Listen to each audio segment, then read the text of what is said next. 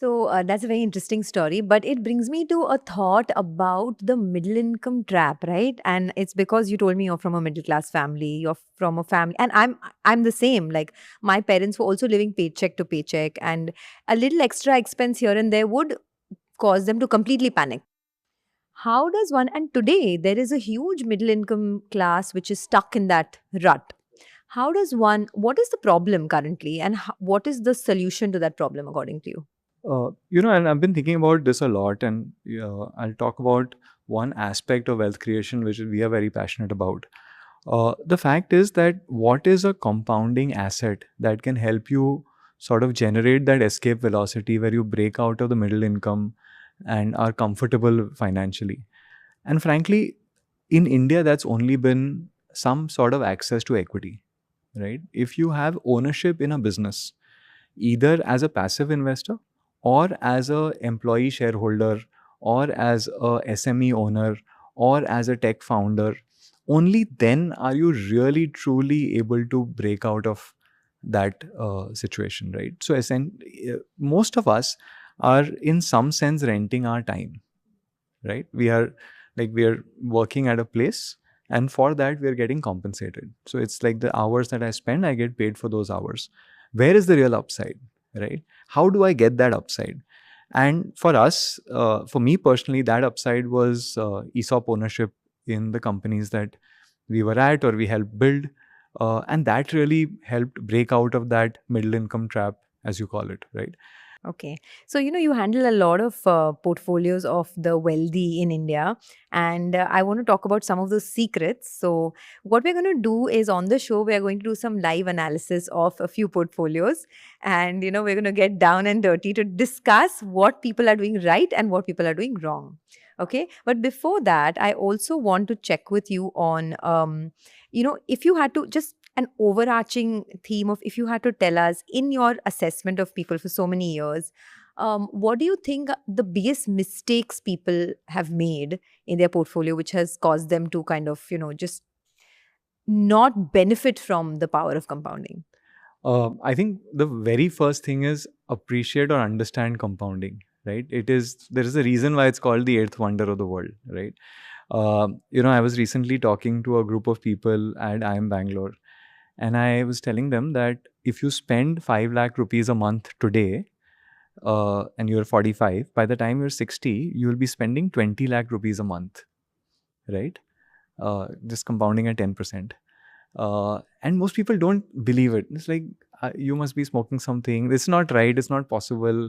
I will never spend 20 lakh rupees a month, right? We took that to the next insight there, that to be able to generate or that kind of money when you're retired, you will need a portfolio of 100 crores, right? Because you live till the age of 90. Most of us hopefully will. Medical science is great. Every person. Anybody who has a 5 5 lakh lakh. rupees a month expense today Oh.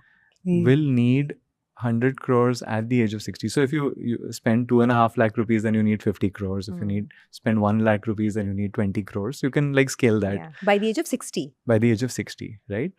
So if you spend 1 lakh rupees a month today, Hmm. by the age of 60, you will need 20 crores. 20 crores in your account. Yes. Wow. Yeah. Okay. 20 crores in investment assets, right? In assets. And this is not considering this 1 lakh per month spend has nothing to do with school, education, house, rent, nothing. No, it includes all your current spend, because what happens today is that, there are certain expenses which you're incurring today which you will not incur in, let's say, 5 or 10 years, but you will have other expenses which will add up, right? So suppose today I'm sending my kids to school, I'm paying their tuition fee, etc. In the future, it might be my healthcare, right? Or some other issues which will come up, or my parents' health and so on, right? So the expenses more or less stay the same. It's the combination of those expenses that will keep changing, right? So when you're younger, it's more about yourself, your own education. As you get older and you have a family, it's about the kids' education. But as you get older, it's about your healthcare. So the mix keeps changing. What stays more or less constant is the quality of life that you have, right? And Sonia, it's very, very hard to scale back the quality of life, right? You feel like in post retirement I will cut back, but the question to be asked is, do you really want to? Like, after retirement, do you want to step back? Do you want to not be able to enjoy the fruits of your decades of hard work? Yeah. Right? In fact, if anything, post retirement, I would want to Yeah. spend more. Exactly. Exactly. What And am I going to do with all the time? I'm just going to have to spend it somewhere. absolutely. And the amazing part is that we underestimate what is happening with life expectancy, right?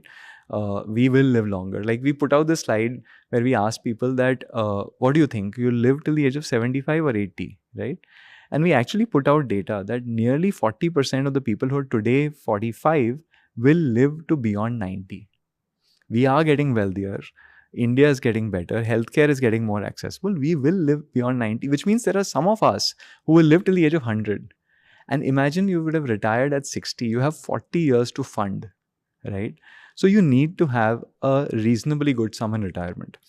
But the amazing part is that's not the compounding issue, that you need so much money. The compounding point is that you can make it. Because if you just compound your wealth at 14%, with some starting value and a reasonable SIP, which you step up at the rate of 10% a year, you can make it, right? So I think that's the point, that you have to be intentional about some of these things, right? We can't live in hope. We have to plan for it. Definitely not. Yeah. Actually, this conversation suddenly giving me a lot of stress about. That's not the idea. I didn't come to do that. You said the amazing part. Nothing about this, conversation so far has been amazing. No, but I'm just joking. I completely get it. And I'm with you on this because, I keep telling people all the time, when people who are 40 tell me that, oh, it's too late for me to invest, I tell them that, today you're 40, but by the time you're 60, you'll still be poor. Yeah. You don't want to be poor and 60. You want to make some amount of money so you can live in your retire. And you have 20 years. Yeah. Right? Yeah. And the mutual fund industry has done a fantastic innovation. This is unique to India. And today we take it for granted, but the concept of an SIP, right? I mean, it is a financial miracle that has been created in India. We don't know it, right? Why is that a miracle? Without actually realizing, you are creating an automatically compounding portfolio, right? Because once you sign up for an SIP, you rarely break out of it, right? It's a conscious decision to break out of it. Correct. It then becomes a behavior. It becomes a behavior, right? Typically, if in absence of SIP, how would life be? Every month, you would say, okay, now I have to invest 50,000 rupees or 25,000 rupees into the markets, right? And at that point, you would wonder, ki acha, ab kya acha lagta hai, right? But this default debit to your bank account is the magic that the industry created. I actually feel that, in the US, in the 70s, there was this 401k revolution that happened, right? Where the government made it tax efficient. Everyone started doing 401k investments, which became the retirals for all of these people. And by the way, if that would not have happened, today a lot of elderly people in the US would literally be on the streets, right? That for us has been SIP.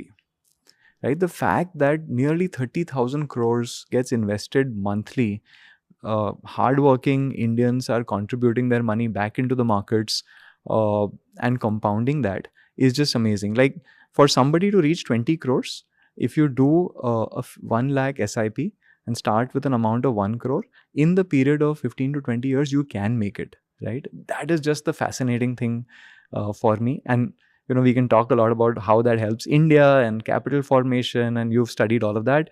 But I think just for individuals, it's been fascinating.